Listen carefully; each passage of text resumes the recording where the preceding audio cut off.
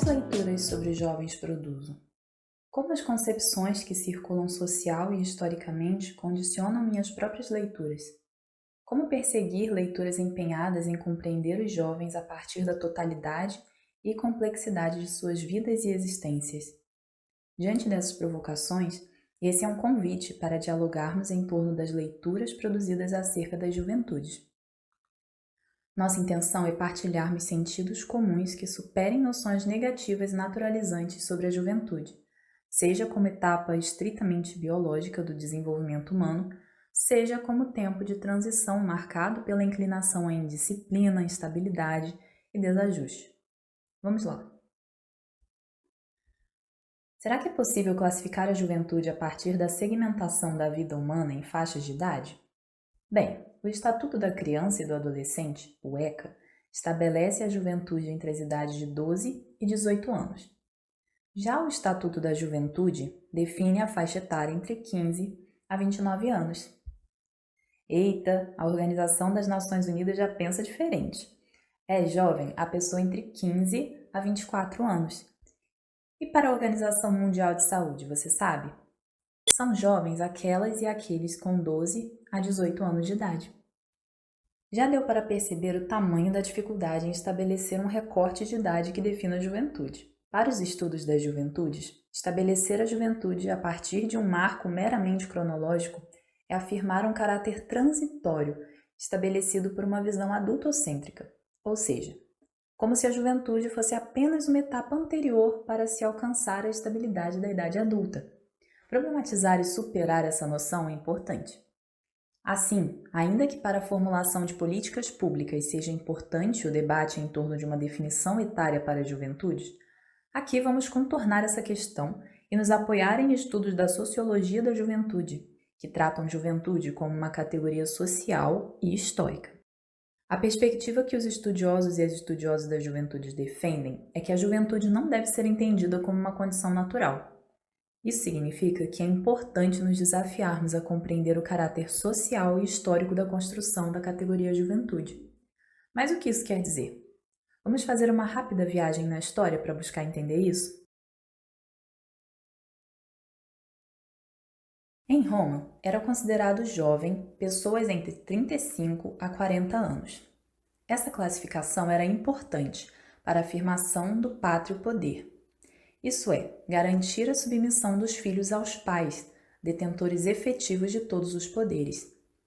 Na sociedade romana, a juventude assumia tanto um caráter de transição, momento de preparação para o mundo dos adultos e para a vida pública, quanto uma conotação perigosa, momento a ser vigiado e controlado pela ordem adulta.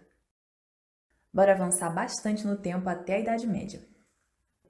Critérios morais passam a delimitar a definição do jovem, relacionando-a à liberdade e à violência. Deixa-se de ser jovem com o casamento e/ou a herança. Nesse período, o sistema de classificação social por idade institui a juventude entre 21 a 35 anos. Vai ser na modernidade que a juventude é associada a uma etapa da vida na qual indivíduos possuem uma maneira particular e própria de ver, sentir e reagir. Especialmente no final do século XIX, em um contexto de industrialização e urbanização, a juventude começou a ganhar visibilidade como grupo social. Ainda não tratamos desse aspecto em nossa viagem, mas é importante destacar que os modos de se instituir a juventude relacionavam-se também com a questão da classe. Na era moderna, aos jovens das classes privilegiadas é facultada a liberação do trabalho, já que a juventude é entendida como um momento de preparação para a vida adulta. Você sabe qual instituição social vai exercer um papel importante nesse processo? Acertou quem respondeu a escola. A escola passa a partilhar com a família a tarefa de controlar e reprimir a indisciplina e os instintos primários dos jovens. Cabe à escola acrescentar à educação aprendida em casa disciplina de trabalho, regras de sociabilidade e civilidade, o respeito à propriedade e ao patrão. E os jovens trabalhadores? Bem, você já deve imaginar que a história é outra. Às juventudes trabalhadoras não cabe a moratória social vivida pelos jovens burgueses. Isso é, a possibilidade do não trabalho para dedicar-se à preparação da vida adulta. Os jovens pobres são precocemente inseridos no mundo do trabalho E isso, de forma alguma, garante aos jovens os direitos da vida adulta. Pelo contrário, os jovens devem obediência, silêncio e seu trabalho aos pais e patrões. A juventude, para os trabalhadores, era uma fase de subordinação, obediência e incapacidade. Além disso, os jovens filhos de operários são vistos como uma potencial ameaça. Na passagem do século XIX para o século XX, a juventude é associada a um período de emoções violentas, agressividade, instabilidade emocional e curiosidade sexual sem limites. Essas são leituras sobre as juventudes, especialmente sobre os jovens pobres, que perduram até hoje, não acha? Por isso que os estudiosos das juventudes demarcam que a modernidade inaugura o momento em que a juventude passa a ser considerada como um estágio perigoso e frágil da vida dos sujeitos, inclinados à vagabundagem, profundamente instáveis e incapazes de resistir aos seus impulsos. O que então era necessário garantir? Controle. Escola, trabalho, família, polícia, exército, ciências e religião vão se destacar na tarefa de exercer tal controle. As ciências, em particular, desenvolvem todo um discurso médico e científico que legitima o controle do jovem e de seu corpo, especialmente a psicologia e as ciências da saúde, atribuindo características psicológicas e biológicas capazes de caracterizar a juventude.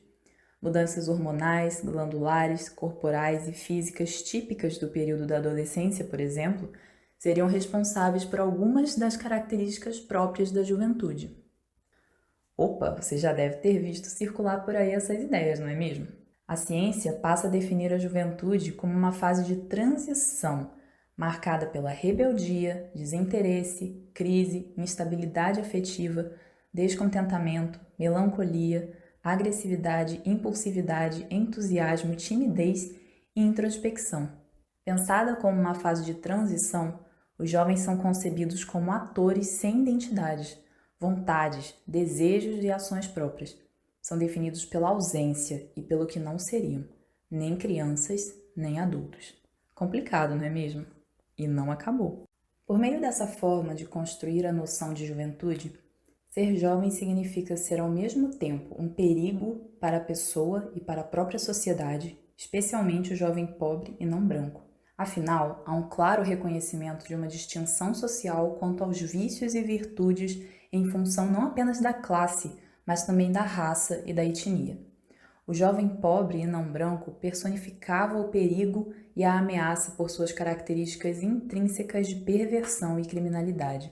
Mesmo quando não realizadas, há sempre o perigo potencial de sua realização futura.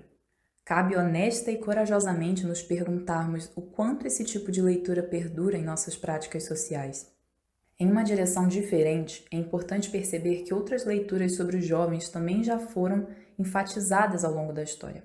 As ações dos jovens nas décadas de 1960 e 1970, não raros, são destacadas para compor características inatas à juventude, tais como capacidade de sonhar, idealizar, de inovar, rebelar-se.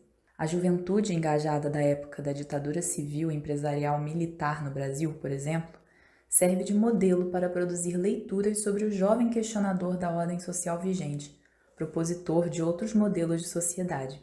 Todavia, nas décadas de 1980 e 1990, é possível divisar outra inflexão em relação à forma como se concebe a juventude. A emergência com maior fôlego das manifestações culturais protagonizadas pelos jovens e sua visibilidade nos noticiários, especialmente dos jovens pobres, sublinham a situação de risco que vivem, enquanto que as manifestações dos grupos jovens são consideradas suspeitas ou ameaçadoras. Olha aí, mais uma mudança da representação social acerca da juventude. Os jovens voltam a ser vistos como não integrados, excluídos, marginais, delinquentes. Até mesmo os estudos sobre a juventude, em função dos enfoques que promovem, de certa forma também contribuem para a produção de leituras negativas acerca dos jovens.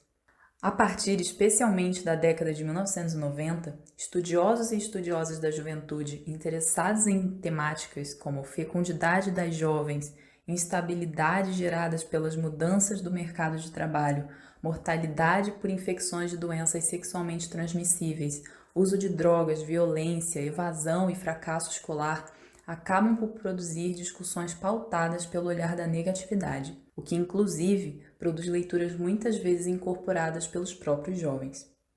Entretanto, em geral, essas visibilidades que legitimam determinadas leituras sobre os jovens silenciam suas demandas e questões.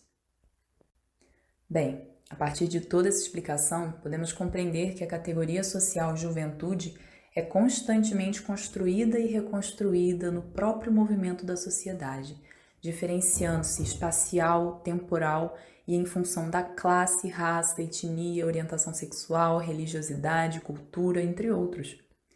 Isso é, juventude como categoria histórica, social, cultural, nos leva a rechaçar tratar a juventude como um bloco homogêneo. É uma leitura limitante falar em juventude, já que as juventudes são múltiplas. Assim, chegamos até o entendimento acerca das juventudes que gostaríamos de compartilhar e caminhar juntas e juntos.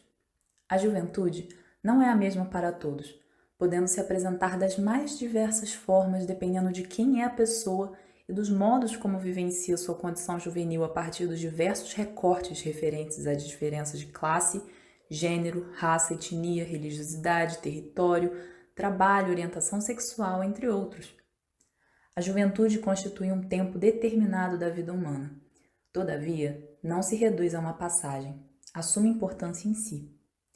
É a partir do entendimento que há muitos jovens e, portanto, formas diversas de se ver as juventudes, e que os jovens são atores políticos e sociais no presente, é que é possível, em todas as nossas ações profissionais e humanas, concebê-los como sujeitos de questões e ações significativas e, portanto, coautores das proposições das ações desenvolvidas em diferentes esferas da vida social, como na escola. Mas isso é tema para a nossa próxima conversa.